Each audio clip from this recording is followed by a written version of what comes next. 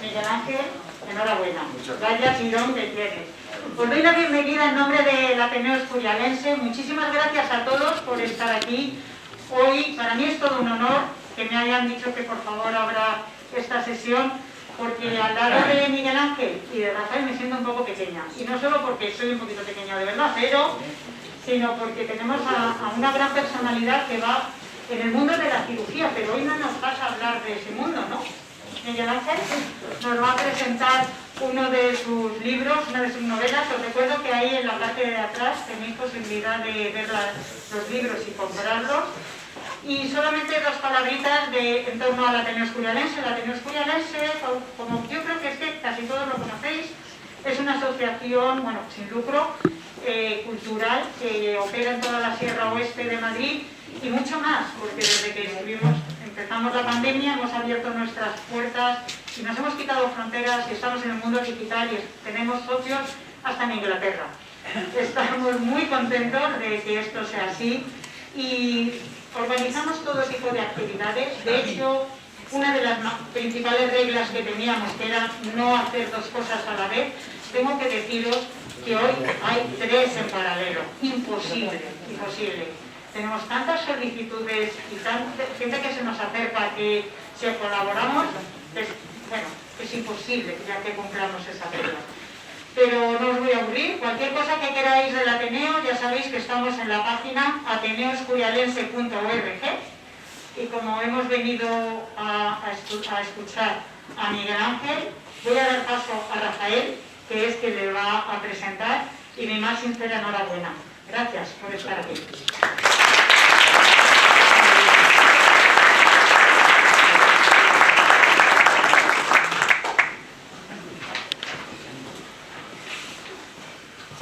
Buenos días a todas, todos, que habéis tenido la gentileza de asomaros aquí a este lugar con la intención de, bueno, pues saciar lo que en definitiva va siempre asociado a un libro, que es ansia de cultura, ansia de saber, ¿vale?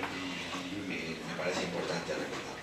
Hoy presentamos el libro de don Miguel Ángel Cuesta Valentín, Miguel Ángel, que se titula ETA, la banalidad del mal. Con carácter previo a esta, digamos, a entrar en lo que es explicar, dar unas pinceladas sobre lo que es realmente el contenido del libro y también una breve reseña de su autor, sí que me gustaría hacer unas consideraciones previas que parecen importantes en esta temática, esta compleja temática y en este momento. Yo considero que es aún todavía difícil acercarse, por la proximidad en el tiempo de todos los hechos acaecidos, acercarse con la necesaria serenidad a la tragedia social impuesta durante 50 largos años por la banda y la organización terrorista y criminal ETA. Aunque por otra parte, no debemos olvidar también que hay muchas personas que no han tenido otro remedio que hacerlo. Es decir, estoy hablando desde el momento en que la violencia les tocó en carne propia, no han tenido más remedio que acercarse de la manera más intensa a esa problemática, a esa situación, a ese hecho. Por lo cual, me parece que aparece una dicotomía entre partes de la sociedad en la que, digamos, aspira o requiere un posar de esa historia para explicarla y entenderla mejor, pero por otra parte, simultáneamente, la convivencia de una serie de personas que han tenido que abordarlo directamente y con todas sus consecuencias en su vida personal. Previamente, incluso también, antes de entrar en el propio contenido de este libro, permitidme dar un pequeño rodeo que sirva de aproximación al contenido del mismo, acercando a este foro algunas reflexiones que considero interesantes sobre ciertos conceptos o interpretaciones, quiero leer aquí, que sobre este asunto se vierten y que de forma equivocada y en muchas ocasiones falaz suelen acompañar o condicionar las opiniones de la sociedad española acerca de la actividad etarra. Causada esta situación, en algunos casos, por la interesada manipulación de su propio entorno, del entorno terrorista, de tal manera que se han conseguido propagar en muchas ocasiones una realidad enmascarada, o al menos se ha intentado hacerlo. En otros casos son consecuencia también de la simplificación. Tengo escrito aquí, simplificación muchas veces inevitable con la que nuestra sociedad se alimenta, informativamente hablando. Es decir, la praxis periodística, sin menoscabar, por supuesto, su valor, en muchos casos, obligada al formato en el que se desarrolla, pues va asociada a simplificación, esquematización, quedando fuera cantidad de matices y de circunstancias que son muy importantes a la cuestión principal de la que hablamos.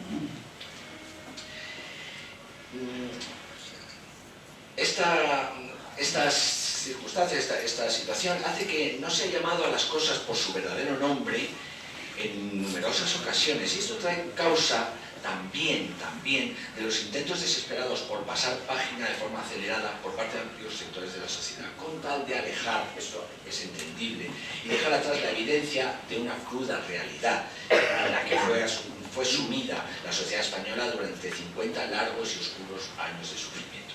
En definitiva, en numerosas ocasiones, por la necesidad y la urgencia que ha surgido, era necesario abordar el proceso de explicar qué es lo que les ha pasado a las víctimas, curar e intentar cerrar las heridas ocasionadas, además de que por parte de la sociedad general se necesitaba dar un cierre al episodio dramático que fue el ejercicio de la violencia.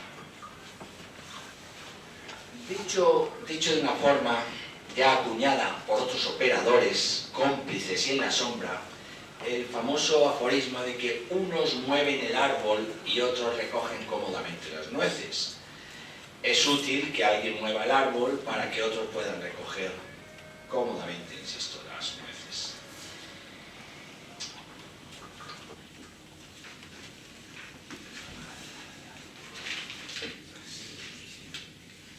Existen, en tanto, aún una serie de lugares comunes o falsas verdades a las que es importante hacer frente. Hagamos una reflexión sobre dos de ellas. Yo he permitido elegir como previo a hablar, cuestión previa a hablar de este tema. La violencia de ETA ha sido una violencia indiscriminada. No es así. Yo creo que no es así. Cada acto terrorista tiene una función concreta. Incluso cuando entre sus víctimas se encuentran personas que no están implicadas en la actividad política o social notoria. Iba a decir víctimas inocentes, asumiendo una cierta rutina en su denominación desde el punto de vista periodístico. Es que, me pregunto, ¿es que las víctimas con nombres y apellidos, los objetivos personales y concretos elegidos por ETA con nombre propio, conocidos o representativos socialmente, no eran inocentes? Claro que también lo eran. Es decir, no es adecuado decir que hay víctimas inocentes porque otros, pues bueno, no sé, son víctimas, pero se la habrán buscado, etcétera, etcétera. Una cuestión que me parece importante recordar. Los efectos de la violencia sobre personas anónimas, los daños colaterales, palabras teñidas de un eufemismo que a mí me parece vergonzoso, son otros de los efectos concretos buscados específicamente por el terrorismo. Es la bala del miedo, que también cumple su objetivo, y está dirigido a ocasionar que la sociedad pida con justificable desesperación una solución, el diálogo, la cesión, en definitiva, que se atiendan de alguna manera o todas las peticiones del terrorista, con tal de que finalice su actividad. En definitiva, la socialización del sufrimiento, en palabras del filósofo Fernando Savater. Es decir, la violencia indiscriminada no es realmente indiscriminada que se hace a lo loco, sino todo el tipo de violencia, hasta que recae sobre personas anónimas, le interesa, forma parte de la intención del terrorista. Y el otro concepto, que me parece interesante recaer sobre él y digamos, ofrecer una reflexión, es sobre el concepto de la violencia inútil. Banal, iba a decir. Dejemos la palabra para más adelante. Tampoco es verdad. La violencia siempre le es útil al que la produce. Otra cosa es que finalmente sea efectiva, pero que es útil. Asumir que esa amenaza de muerte latente e indefinida por el terrorismo pueda recaer sobre cualquiera de nosotros constituye uno de los instrumentos más efectivos para conseguir por la fuerza lo que no se podría obtener por medios democráticos, civiles, civilizados en definitiva. Es decir, la violencia como el arma más útil de persuasión humana. En este sentido, es inevitable hoy volver la mirada hacia partes más al este de Europa.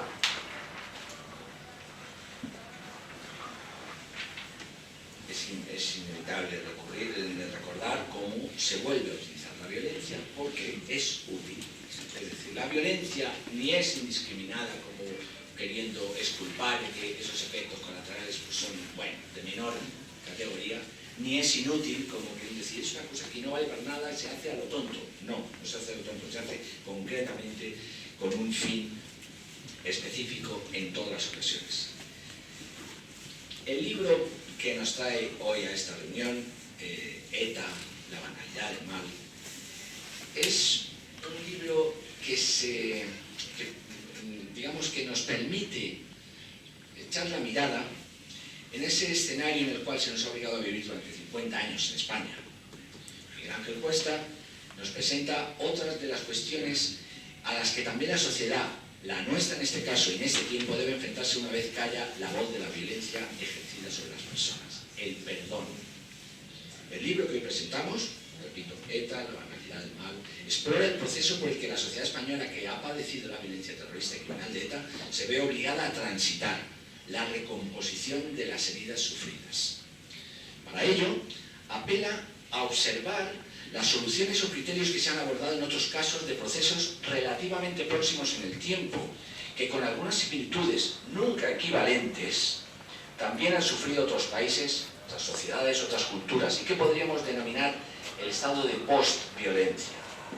Como es, por ejemplo, el caso del Holocausto al que fue sometido el pueblo judío durante la Segunda Guerra Mundial.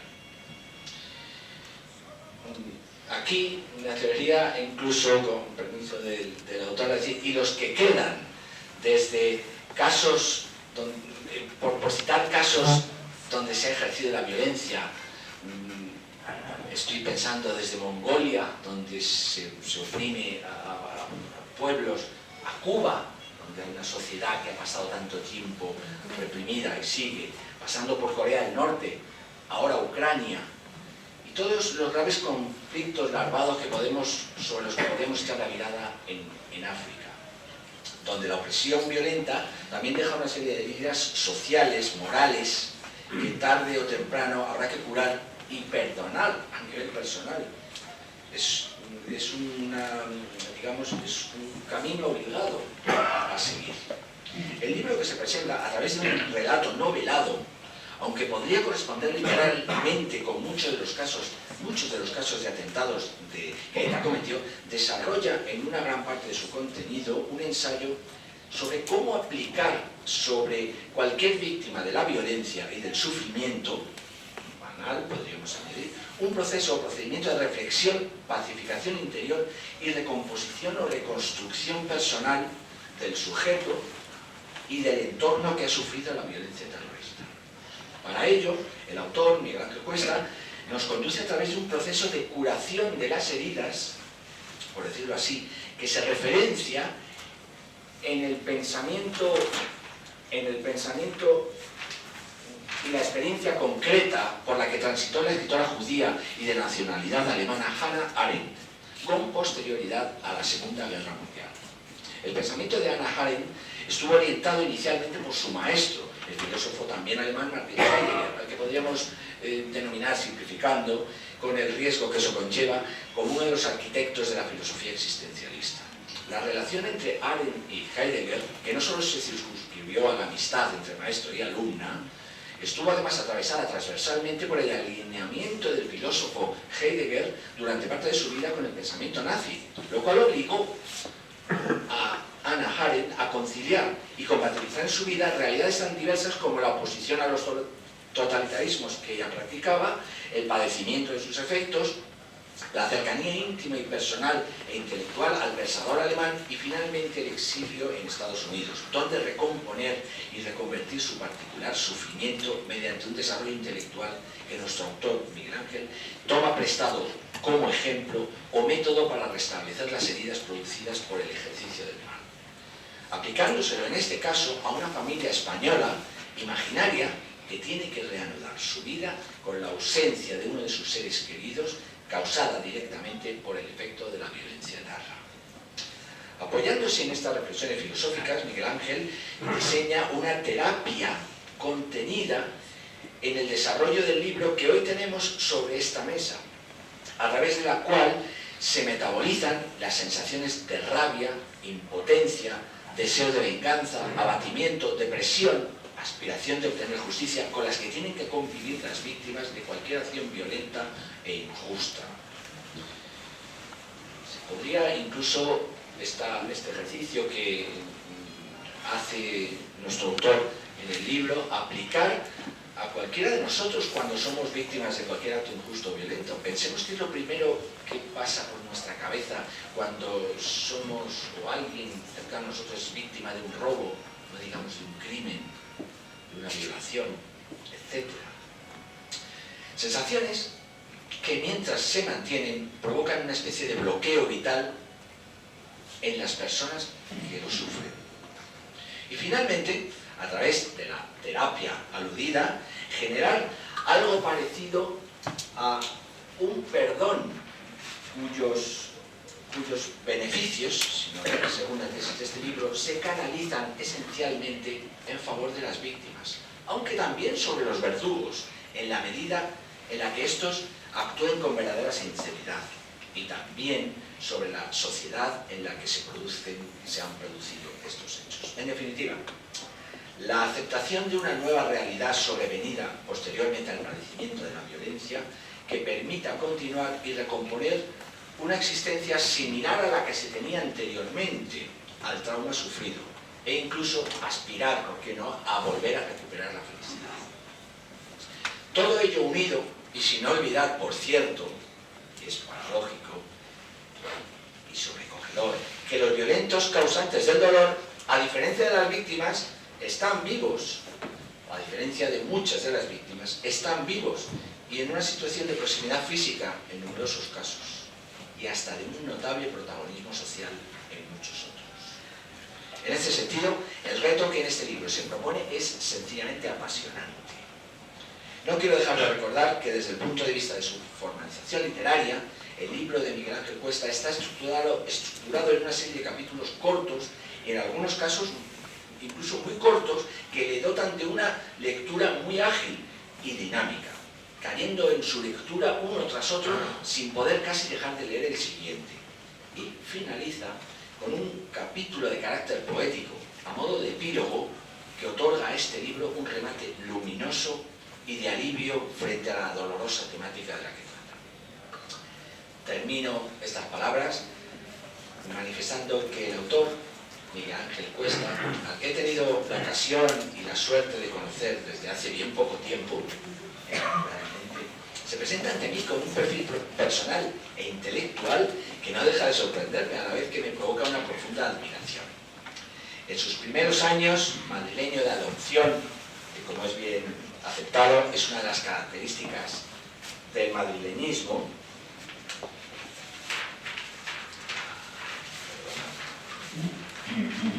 cuyas... No hace falta, gracias. Esa circunstancia también me pasa a mí. Yo me considero madrileño, pero evidentemente no nací en Madrid, como tantos madrileños. En ese sentido me siento también muy unido a él. Y es algo muy habitual. Bueno, pues su etapa infantil, las correrías infantiles y juveniles, por cierto, se desarrollaron de Miguel Ángel se desarrollaron en escenarios que se transparentan y se cuelan directamente entre las páginas de este libro y que se reconocen con facilidad, lo cual es también un punto añadido que a mí me parece especialmente interesante. Pronto inició un viaje vital de alejamiento físico desde el centro de España, en primer lugar hacia Navarra, donde cursa sus estudios de medicina, para acabar recalando de forma estable en las umbrías y hermosas tierras del norte de Europa, concretamente en Holanda. No sin antes trabajar un periodo de tiempo ya como médico en Toledo, donde se acaba de conformar su perfil como cirujano. Doctor en medicina, especializado en complejas intervenciones de cirugía gástrica, como cirujano ha ejercido durante 4 décadas en Holanda, obteniendo la titulación de catedrático universitario, que actualmente sigue ostentando como catedrático emérito. Si bien, y por fortuna, ahora en su etapa de plena madurez, lo recuperamos también como médico cirujano en España, compartiendo su actividad entre Holanda y España, lo cual estoy seguro debemos no solamente al amor que tiene por nuestro país, sino también al que le dedica a cierta persona. Nuestro país, España, al que está claro que Miguel Ángel Cuesta no ha olvidado ni dejado de tener presente, pese a la distancia física que con él ha mantenido, le ha convertido en un erudito y especialista sobre algunos de los episodios españoles más trascendentes de nuestra historia contemporánea.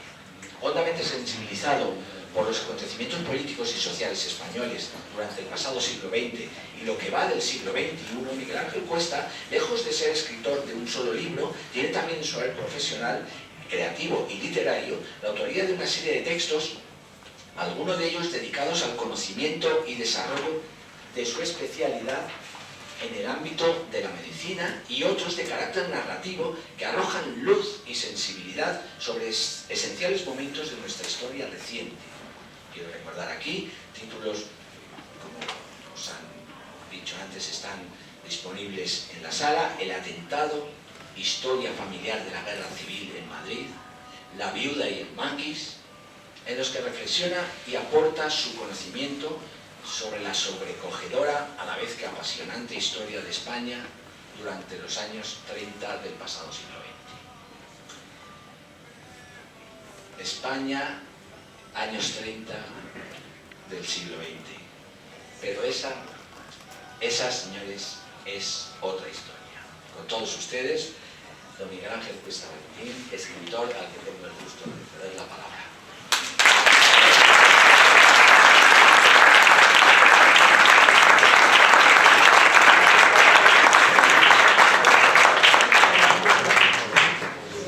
Te quería agradecer muchísimo esta presentación tan bien organizada, filosófica, racional, analizando el problema que se trata en este libro de una manera humana, pero al mismo tiempo razonada, buscando soluciones, y me ha gustado muchísimo. Es como una lección sobre el tema que la verdad me ha encantado.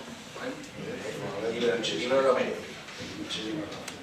Entonces quería hacer simplemente unos comentarios al libro este que he escrito, y es que como estaba jubilando y no estoy totalmente jubilado, pues empecé con un proyecto, y lo tengo todavía porque en estos momentos estoy ocupado en otros temas, de escribir sobre hechos importantes en la historia reciente de España, sobre todo en este tipo de libros que son libros de historia-ficción, es decir, que utilizas una ficción y después la metes en un contexto histórico de una década o de una trilogía como de la Guerra Civil o este episodio de la ETA, y lo documentas de una manera histórica pues muy, como se llama, muy fija y muy verdadera, porque claro, cuando analizas los temas históricos no te puedes equivocar, eso es una cosa que tienes que comprobar cientos de veces.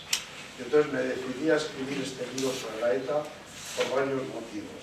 Primero, al ver la postura del gobierno actual defendiendo una política de buenismo con respecto a los terroristas de ETA y los políticos de Bildu. Eso fue lo primero que me llamó la atención.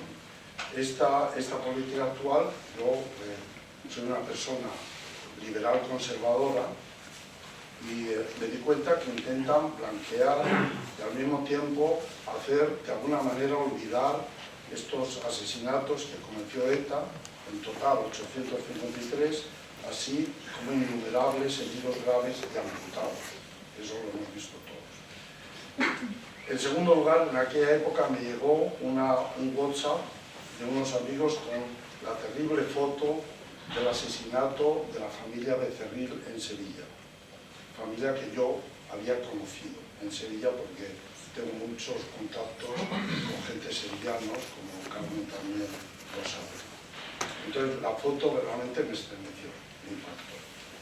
Y tercero, era porque pensé que la actitud de muchos políticos actuales, pensando solo en apoyos mayoritarios en el Congreso de Diputados, intentan hacer que se olvide de alguna manera este periodo de la historia de España. Mientras que resucitan continuamente otros episodios como el de la Guerra Civil. De este episodio de la Guerra Civil, con cambios en la memoria histórica, no quedan ya supervivientes ninguno, todos han desaparecido, mientras que las víctimas de ETA quedan cientos y cientos. Y me acordé de lo que siempre pensaba al regresar a España desde Holanda, sobre todo cuando regresé por primera vez para trabajar en el Hospital de Toledo, en Virgen del Sur, el año 79, la gran ilusión que teníamos todos en la incipiente democracia que se efectuaba durante la transición en España. Y esto se mezclaba, yo lo recuerdo porque me llamó la atención, en el gran miedo social, auténtico terror al terrorismo de ETA. La ETA seguía matando cada vez más, a pesar de que España era un país pleno con instituciones democráticas. Y me parecía terrible lo que hacían, y además con la connivencia de Francia, que no colaboraba en absoluto, y que todos estábamos como irritados políticamente por este hecho. Y como ahora, como con fines partidistas, es lo que yo pienso, hay políticos nacionales y vascos que quieren que ignoremos, al menos en gran parte, este importante periodo de la historia reciente de España, poniéndolo como si fuera todo de color rosa, me decidí y me dije, voy a escribir su historia a través de un atentado ficticio, que es lo que tú has dicho, Rafael, que es igual a los atentados reales de la ETA, en un libro bien documentado, libro ficción, con argumentos bien explicados, y que tú lo has hecho magistralmente explicando el tema. Entonces, y así lo he hecho. La verdad es que un libro de estos es como una tesis doctoral. Analizas un problema, te documentas, haces 100.000 notas, las vuelves a repasar, etcétera, etcétera. Y en ese sentido me ha ayudado muchísimo Carmen aquí presente. Yo, una de las preguntas que siempre he pensado entonces y que pienso ahora es, ¿quién ha sido el principal enemigo de la incipiente y débil democracia española de entonces? Yo hablo de aquellos años, finales de los 70, principios de los 80, que es cuando trabajamos en Toledo. Aquí está Manolo Boglas, que lo hemos vivido muy de cerca y lo comentábamos continuamente. ¿Quién ha sido el principal enemigo de esta incipiente democracia española? Mi respuesta siempre ha sido, sobre todo después de meditar sobre el tema y con los conocimientos que teníamos de la historia de entonces, la realidad social en la que vivíamos en aquellos tiempos, que la respuesta es que la ETA ha sido el principal enemigo de la democracia española incipiente en aquellos años, con sus continuos asesinatos, y no han sido, como nos han querido siempre convencer, que eran los generales franquistas. Yo no quiero meterme en el tema, es decir, el tema ha sido que yo creo que el gran enemigo de la democracia, sobre todo al principio de los 80, ha sido la ETA, que consideraba además que la democracia era incompatible con sus fines. Y los hemos vencido todos juntos. Y eso sale en el libro, gran ejemplo de una España unida, es decir, el pueblo entero, los jueces, la Guardia Civil, la policía, todos lo hemos vencido a pesar de haber dejado en su camino muchísimas víctimas. En una democracia no puede existir una organización terrorista y asesina, nunca. ¿Qué temas importantes me gustaría resaltar del libro? Yo señalaría los siguientes. Primero, uno de los momentos más dramáticos de la historia reciente fue cuando se legisló la ley de amnistía política tras la proclamación de la democracia después de las primeras elecciones democráticas en octubre de 1977 por el gobierno de Adolfo Suárez. Se refleja en el libro en uno de los capítulos de discusión con la ética psicóloga. Fueron liberados todos los presos políticos. Existía un movimiento, como digamos, de entusiasmo e idealismo, sobre todo cuando se pensaba que todos los etarras se iban a buscar la línea de la paz e iban a incorporarse a partidos políticos vascos. Se amnistió no solamente a los que estaban en la cárcel, sino también a los huidos y a los refugiados en Francia. Entonces se calcula que fueron beneficiados unos 1000. La mitad de ellos volvieron a matar después de esta amnistía. Y esto es son cifras tremendas. Están reflejadas también en esos aspectos que se discuten. Otro aspecto importante para recalcar son los aspectos de las leyes penitenciarias, que han pasado desde la vía Nanclares, propuesta por, a mi manera de ver, el gran político socialista Alfredo Pérez Rubalcaba, que era una ley penitenciaria más dura que la legislada posteriormente, el año 2012, por el ministro del PP, Alberto Fernández Díaz, con consenso del PSOE y el PNV. En la primera, la de Rubalcaba, que no tuvo éxito, porque la dirección de ETA se negó a colaborar, era necesaria que el criminal, el asesino, pidiera perdón explícito y personal a la familia del asesinado. Este es el tema del libro, porque la gente los hijos del asesinado en este libro, al cabo de 15 años, de pronto se encuentran con esta realidad, que el asesino de su padre les puede abordar para decirle: me dais el perdón por lo que hice. Entonces, cuando ellos se vuelven, como digamos, nerviosos, no locos, pero sí inquietísimos en resolver este problema. Y eso es casi, como digamos, el punto de atención de este libro. ¿Qué vamos a hacer? Y los tres hermanos en el libro tienen posturas divergentes. Uno dice, en absoluto; el otro, podíamos hablar; el otro, es decir, lo que tú has explicado, Rafael, en todas las posturas sociales a los que uno se enfrenta.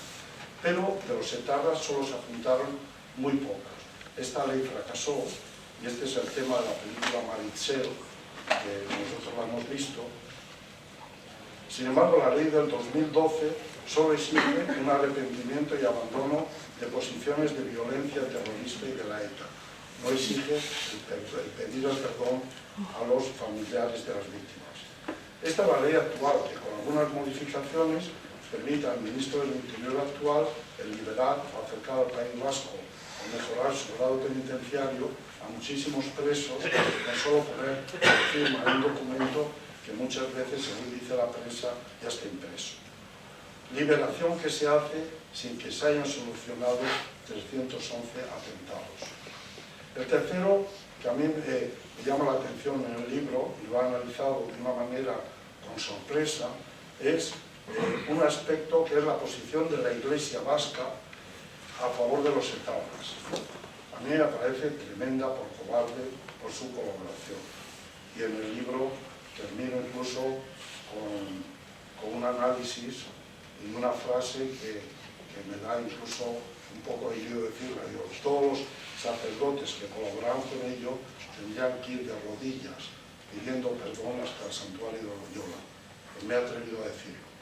El cuarto punto es la posición del gobierno vasco con la creada Secretaría General por la Paz y Convivencia en el País Vasco.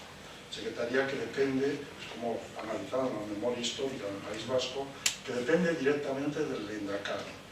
Busca equidistancia entre los actos de la ETA y los actos del represor policial y del GAL.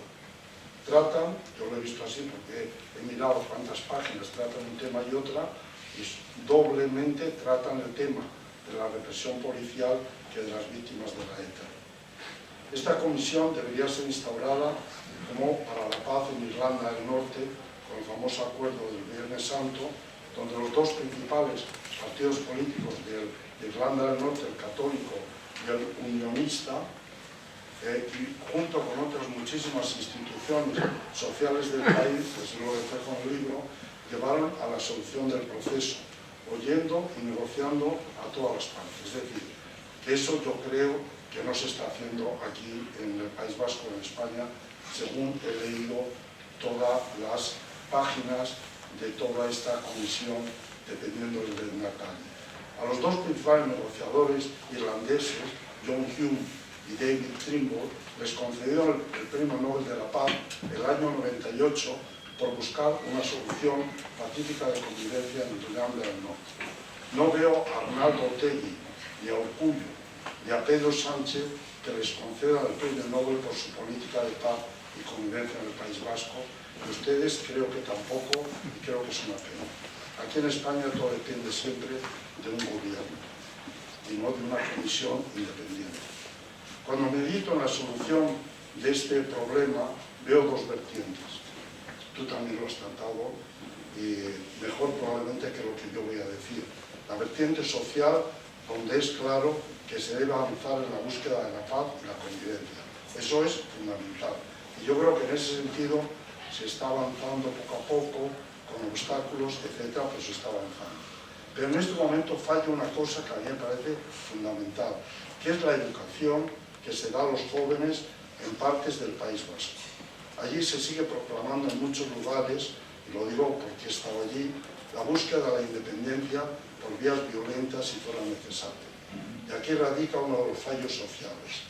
Es necesario una educación liberal para todos los niños y jóvenes de allí y de todos los lados, claro está, educación liberal como tienen los niños y los jóvenes en Madrid o en París, por poner un ejemplo, basado en el respeto a los demás, sabiendo lo que pasó, sin olvidarlo, sino aprendiendo de ello. Y el segundo es la vertiente personal, que tienen tantas víctimas y familiares de los asesinados que hemos hablado con ellos. Para mí no es una solución la que se da en la película Marichel, que está basado en la vía de Nanclares, en la vía de Rubalcaba, ofreciendo el perdón de las víctimas a los asesinos. Cuando perdonas, y eso se ve muy bien en la película, inicias una relación personal con el asesino. Eso se ve en la película de una manera clarísima. Yo, leyendo los libros al respecto, especialmente algunos libros de la filosofía de la filósofa que tú has nombrado, judía alemana Hannah Arendt, en ellos dice que nunca hay que perdonar a nivel personal, en estos casos, ni hay que olvidar. Las víctimas deben evolucionar por sí mismas, buscando en sus circunstancias su propia felicidad en este mundo, que es realmente maravilloso el poder vivir, viviendo y no buscando el perdón, que es lo que protagonizan muchas instituciones, sin nombrarlas, porque esa relación con el asesinado es que te busca una relación casi familiar, y yo creo que eso no es bueno y no se debe hacer. Es mi posición en este libro también. Y además ella, que fue corresponsal en Israel durante el juicio a Eichmann, llegó a la conclusión que Eichmann mandó a las cámaras de gas a los judíos por orden de sus jefes, por orden administrativa. Hoy le decían, enviarás a 1000 judíos a las cámaras de gas, y él simplemente lo firmaba. Y el paralelismo con los asesinatos de ETA a mí me ha parecido enorme. Los jefatos, por ejemplo, en Francia, les comunicaban a los comandos a quién se tenían que cargar, dónde estaban, qué hacían, y ellos, obedientes, sin conocer a sus víctimas, los asesinaban también por orden administrativo. Lo hicieron como los nazis en la época de Eichmann, eso es lo que digo en la novela, y eso lo definió Arendt como la banalidad del mal, de ahí el título de este libro. Y ahora, cuando Arnaldo Otegi, en palabras algo confusas, dice sobre las víctimas, sentimos enormemente su sufrimiento. Eso nunca debió ocurrir. Desgraciadamente el pasado no tiene remedio. Nos comprometemos a mitigar su sufrimiento, pero sin hablar de pedir perdón, ni condenar la violencia de ETA, me parece que antes de dar libertades y ventajas penitenciarias a los presos, se deberían resolver los 311 atentados todavía no resueltos. Datos que deben ellos saberlos, los que salen libres y sus jefes, que deben estar en algún sitio del mundo bien protegidos y con ayuda económica del Estado. Ellos deberían resolver estos casos antes de dar más ventajas penitenciarias. Esa es mi opinión, que reflejo después de meditarlo a mi manera de ver muy bien. Por estas cosas he escrito este libro, para que nadie se olvide de lo que pasó en este país, en que la ETA, este país al que amamos profundamente, lo quiero decir así, como todos nosotros que estamos aquí, en el que ETA fue el principal enemigo de la democracia, y que el conocimiento de la historia entonces no quede a medias tintas, que se sepa todo y no se olvide nada, para que no se repita en el futuro, en ningún sitio del mundo, y que se puedan arrepentir, pero que cumplan las condenas según las leyes penitenciarias españolas, sin ninguna ventaja política, y que una vez libres, y ya termino, no se consideren como héroes, ni siquiera en sus pueblos, sino con gente que causó mucho dolor y le sigue causando y marcando la política y la sociedad española. Y que todos nosotros, sabiendo la auténtica verdad, evolucionemos a una paz y convivencia verdadera en nuestro país, sin mentiras ni olvidos, para que, como dijo un filósofo español, gran olvidado en nuestro país, Jorge Santayana, nacido en Madrid, escritor en Estados Unidos en inglés, ya fallecido, que dijo: aquellos que olvidan la historia están condenados a repetirla. Muchas gracias.